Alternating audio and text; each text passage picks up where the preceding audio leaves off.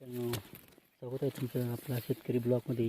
तर पाहू शकतो तुम्ही आपली बाजरी अशी मोठे झाले मित्रांनो. पाहू शकतो तुम्ही अशी मोठी ऊसासारखी झालेली पाहू शकतो तुम्ही. पुन्हा एकदम अशी भारी झालेली पाहू शकतो तुम्ही.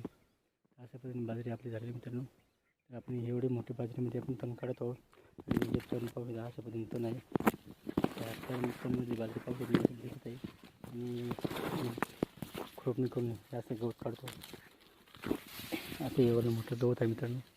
तर हा असं गवत आपण काढलेलं आहे. किती भारी मोकळं दिसत आहे. पूर्ण गवत काढलेला बाजरी मित्रांनो.